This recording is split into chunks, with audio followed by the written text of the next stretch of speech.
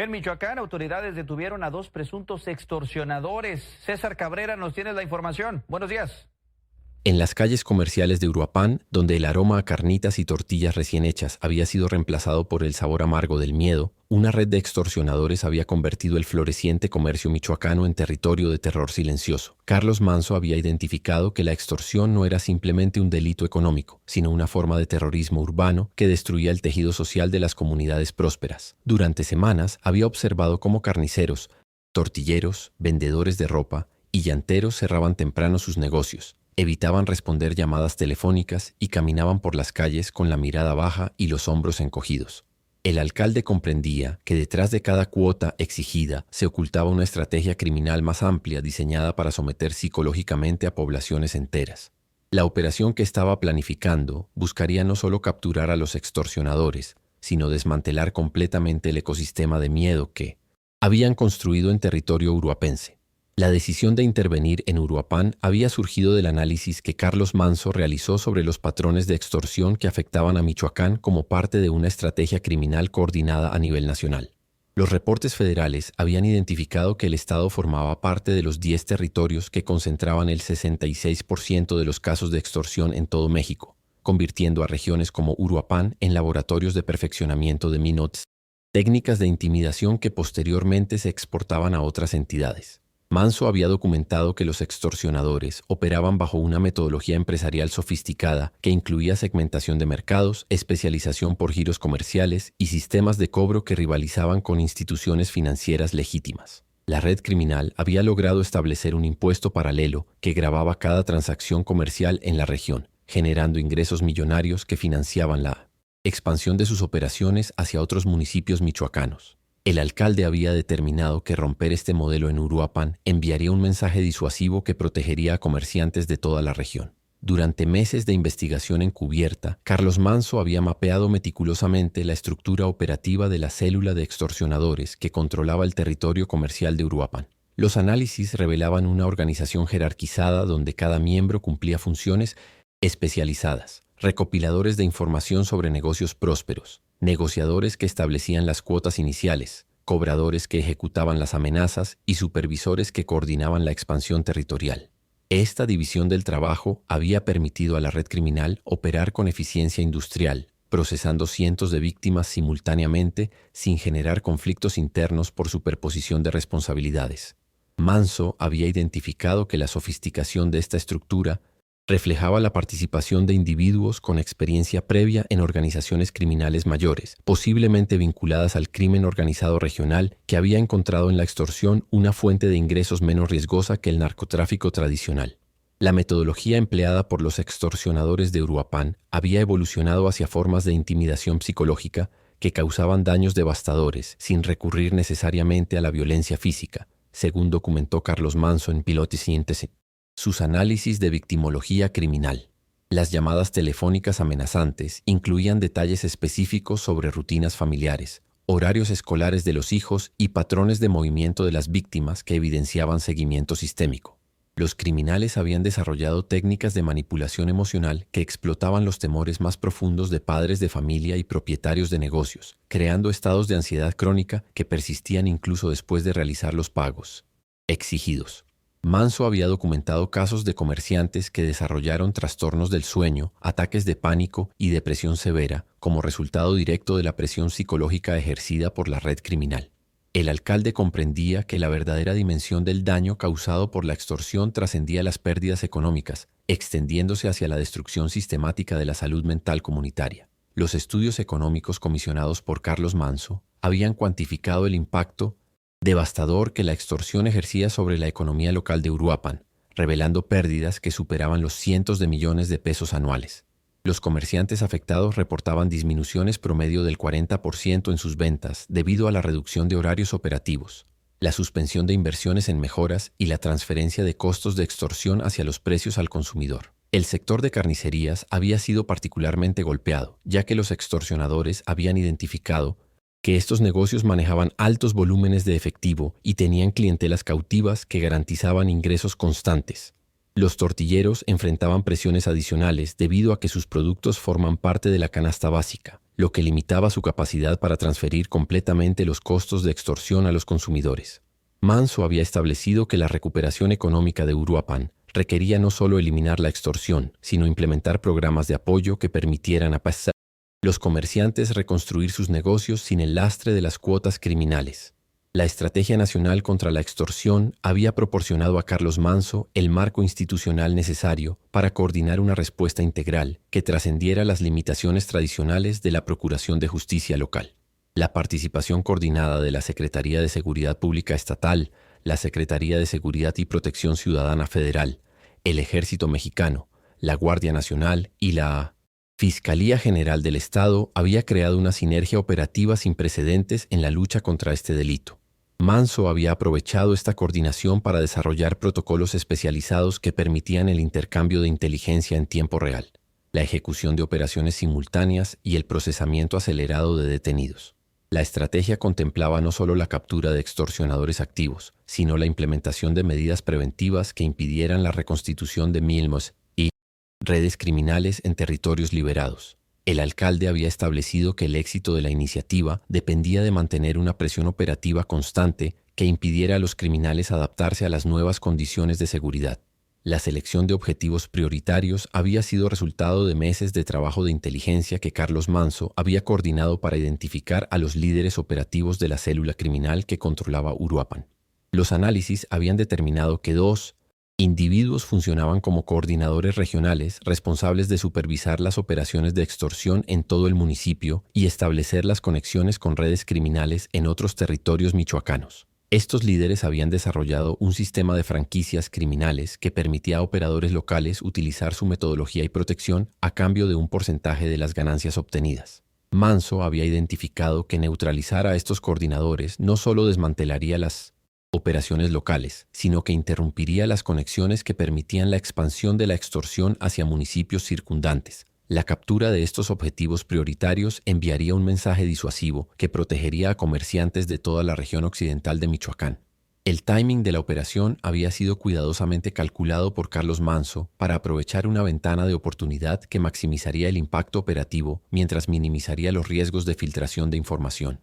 Los equipos de inteligencia habían identificado que los líderes de la célula criminal mantenían rutinas predecibles relacionadas con la recolección semanal de cuotas de extorsión, momentos en los que concentraban grandes cantidades de efectivo y se reunían en ubicaciones específicas para coordinar las operaciones de la semana siguiente.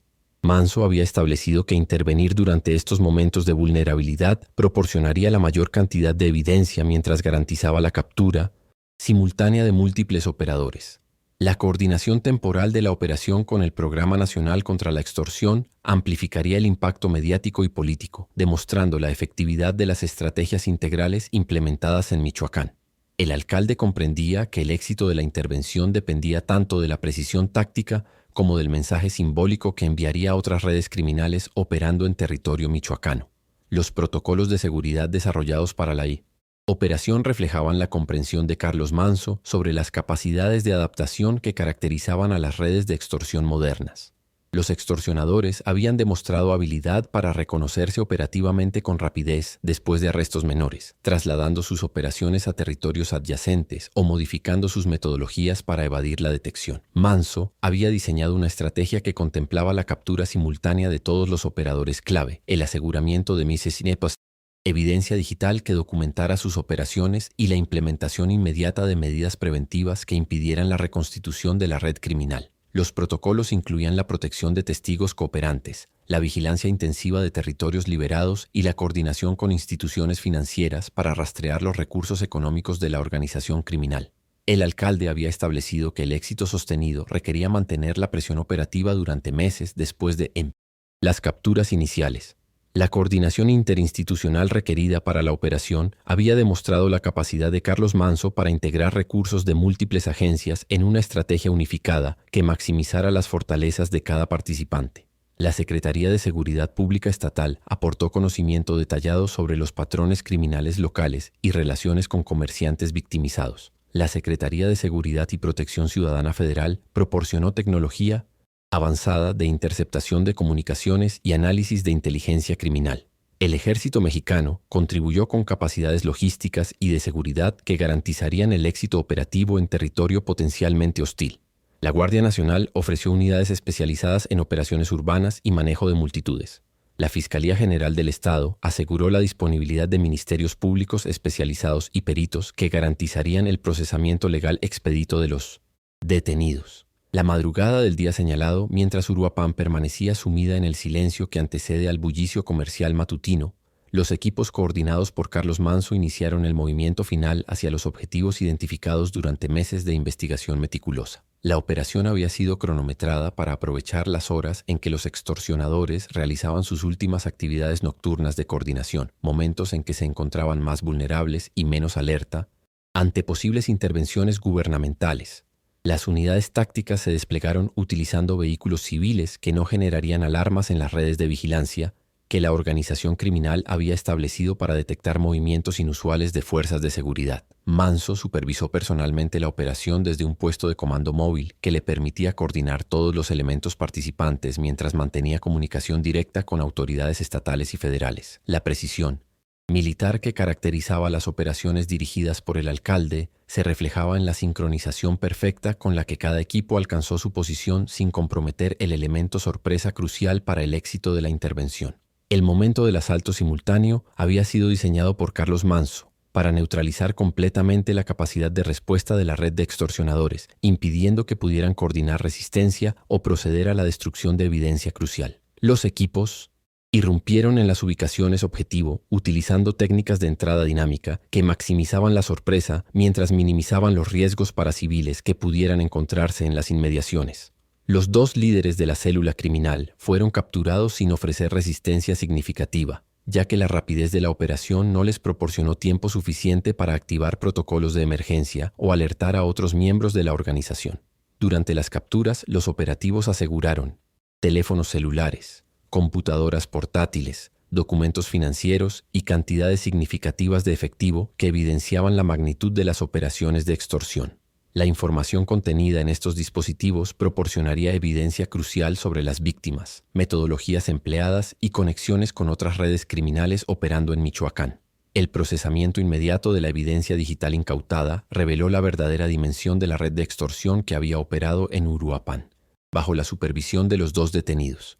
Los teléfonos celulares contenían cientos de contactos de comerciantes victimizados, registros detallados de pagos recibidos y comunicaciones con operadores en otros municipios michoacanos que evidenciaban la existencia de una red criminal de alcance regional. Los análisis forenses revelaron que la organización había extorsionado a más de 300 negocios durante el año anterior, generando ingresos estimados en decenas de millones de pesos que financiaban la expansión de sus operaciones. Carlos Manso había establecido protocolos especializados para el manejo de esta evidencia que garantizarían su admisibilidad en procesos judiciales mientras proporcionaban inteligencia accionable para operaciones futuras contra células relacionadas. La magnitud de la información recuperada superó las expectativas de los analistas y proporcionó una radiografía completa del fenómeno de extorsión en la región occidental de Michoacán. Los testimonios de comerciantes liberados de la extorsión comenzaron a fluir inmediatamente después de que se difundiera la noticia de las capturas, proporcionando a Carlos Manso evidencia adicional sobre el impacto devastador que había ejercido la red criminal sobre la economía local. Carniceros reportaron que habían estado pagando cuotas semanales que representaban hasta el 15% de sus ingresos brutos, obligándolos a reducir personal y postergar inversiones en equipamiento. Tortilleros describieron amenazas específicas contra sus familias que los habían forzado a cerrar temprano sus negocios, reduciendo significativamente sus ventas diarias. Vendedores de ropa relataron casos de intimidación que incluían seguimiento de sus hijos hasta las escuelas y amenazas contra sus cónyuges en centros comerciales. Llanteros documentaron pérdidas de clientes que preferían trasladarse a municipios vecinos antes que arriesgarse a ser identificados como víctimas potenciales de extorsión.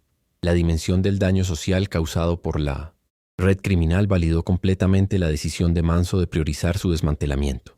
La coordinación con instituciones financieras había permitido a Carlos Manso rastrear los flujos económicos generados por la red de extorsión, revelando conexiones con otras actividades criminales que trascendían el ámbito local. Los análisis bancarios mostraron transferencias regulares hacia cuentas en otros estados mexicanos, evidenciando que parte de los recursos obtenidos en Uruapan financiaban operaciones criminales en territorios distantes.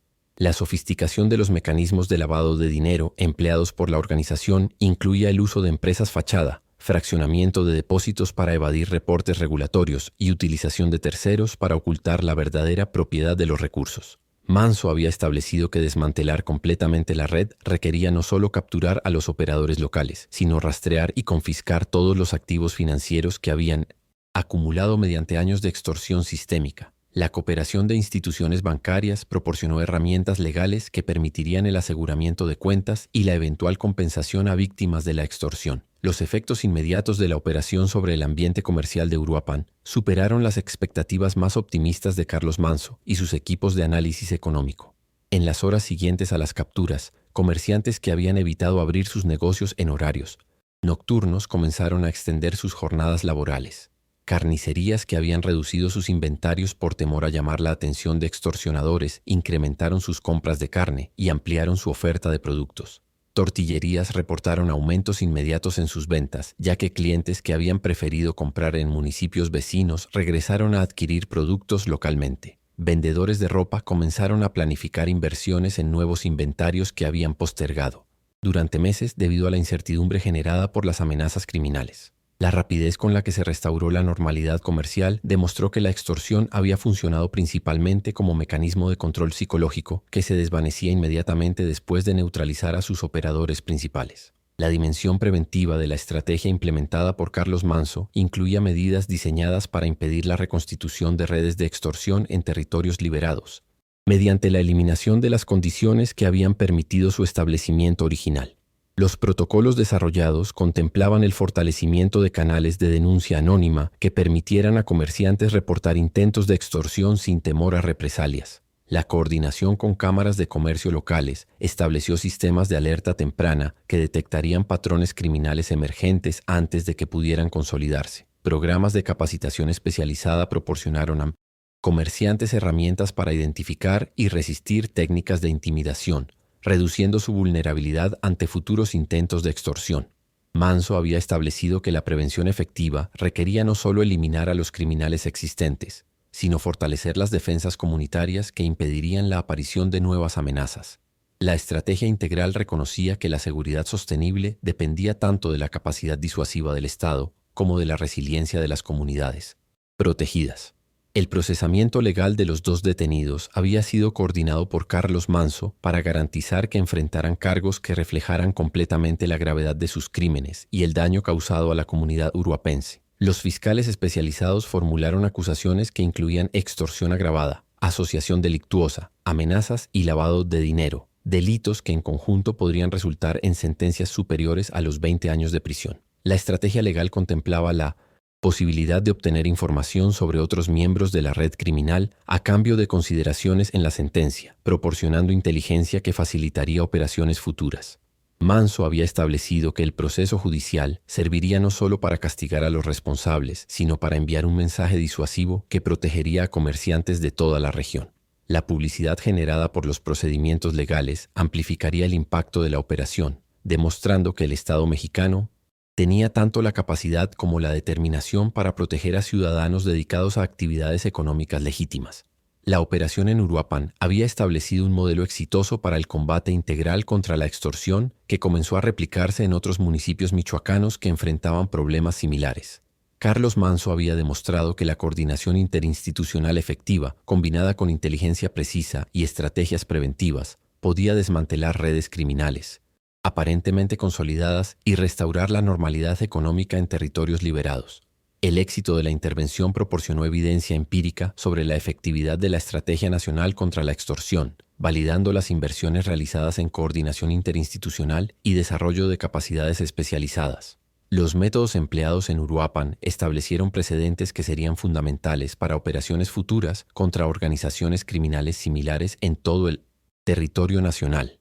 Manso había demostrado que la extorsión, aparentemente un delito menor comparado con el narcotráfico, requería respuestas integrales que consideraran tanto sus dimensiones económicas como su impacto psicológico sobre las comunidades afectadas. La liberación de Uruapan de la red de extorsión que había paralizado su economía durante años representó una victoria estratégica que trascendió los resultados operativos inmediatos, estableciendo un precedente sobre la capacidad del Estado mexicano para restaurar condiciones de seguridad que permitieran el florecimiento del comercio legítimo.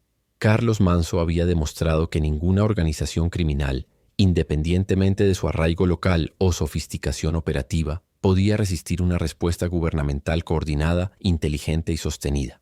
La operación había enviado un mensaje claro a comerciantes de todo Michoacán sobre la determinación de las autoridades para proteger la actividad económica legítima contra la depredación criminal. El modelo desarrollado en Uruapan estableció protocolos replicables que permitirían liberar otras comunidades del flagelo de la extorsión, demostrando que la recuperación de territorios controlados por el crimen organizado era posible mediante la aplicación de estrategias integrales que consideraran tanto los aspectos operativos como los preventivos de la seguridad pública. El legado de esta operación resonaría durante años entre las redes criminales mexicanas, recordándoles que la extorsión ya no representaba una fuente de ingresos segura, sino una actividad que inevitablemente atraería la atención y respuesta implacable de las fuerzas del orden.